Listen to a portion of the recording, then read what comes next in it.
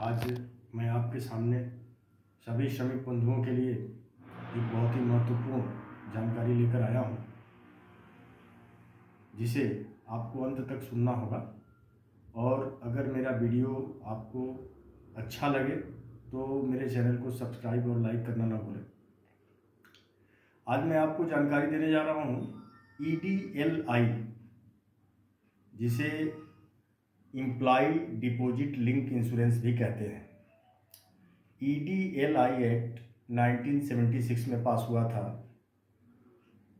जिसके तहत जब भी कोई कर्मचारी बंधु किसी सेवा संस्थान में, किसी कंपनी में काम करने के लिए जाते हैं तो उनका एम्प्लॉयर PF के लिए रजिस्ट्रेशन करता है, और जैसे ही वो PF के लिए रजिस्ट्रेशन होता है तो वो एम्प्लॉय EDLI में रजिस्टर्ड हो जाता है। उसके लिए अलग से कुछ फॉर्मेलिटी करने की ज़रूरत एम्प्लॉय को नहीं होती। अब मित्रों, इस EDLI के फायदे आप शायद नहीं जानते हैं, जो मैं आपको बताने जा रहा हूँ। सबसे पहली बात कि EDLI में आपको कुछ भी जमा करने की ज़रूरत नहीं है।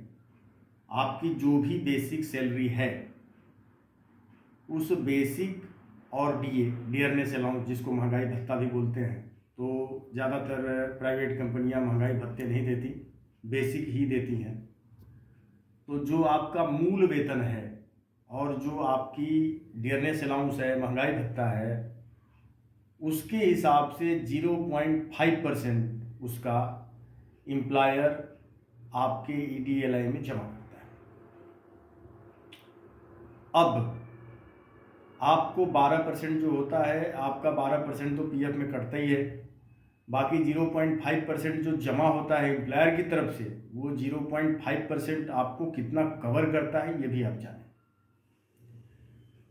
भगवान न करे किसी दुर्घटना के कारण या किसी भी कारणवश सेवा काल में अगर आपकी मृत्यु हो जाती है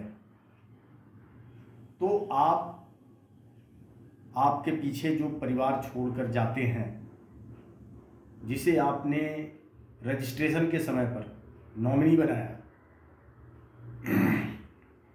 उस नॉमिनी के खाते में उस नॉमिनी को 7 लाख रुपए मिलेंगे। वो 7 लाख रुपए कैसे मिलेंगे मित्रों, मैं आपको ये भी बताता हूँ। आपके पिछले 12 महीनों में आपकी क्या मूल वेतन आपका और डियरनेस अलाउंस दोनों मिला के कितना रहा है, क्या वो 15,000 रहा है?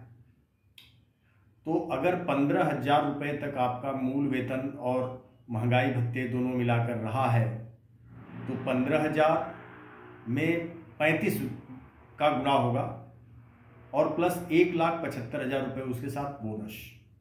तो जैसे ही आप 15,000 इंटू 35 प्लस 1,75,000 करते हैं तो आपके पास अमाउंट एक 7 लाख रुपए का निकलेगा। तो ये 7 लाख रुपए नॉमिनी को देय होगा। तो मेरा आप सभी श्रमिक बंधुओं से अनुरोध है कि जब भी आप किसी संस्थान में सेवा के लिए जा रहे हैं तो कुछ श्रमिक बंधु PF लेने से मना करते हैं, क्योंकि शायद वो उनकी खूबियों से अवगत नहीं है। अच्छा, एक बात मैं और भी बताना चाहूँगा, यह सिर्फ 15,000 पर ही लागू नहीं होगा, बल्कि 15,000 तक पे लागू होगा।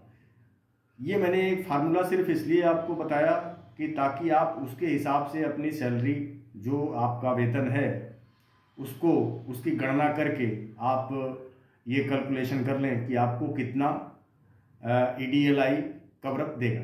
जैसे मान लीजिए 15,000 के नीचे भी जो सैलरी होगी, जो वेतन होगा, उस पर भी यह फार्मूला, यह सूत्र लागू होगा।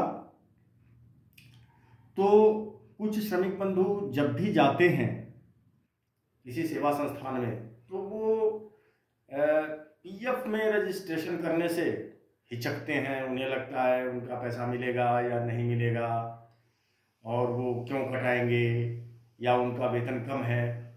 लेकिन बंधुओं, मैं आपको यह बताना चाहता हूं कि आप कम पैसे काट कर ज़्यादा पैसे ले सकते हैं। अब PF की क्या क्या खूबियां हैं, और ऐसे ही जो इंडस्ट्री में काम करते हैं उनके और भी क्या क्या उनको लाभ मिल सकते हैं, ये सारी चीज़ें मैं अगले वीडियो में बताऊंगा।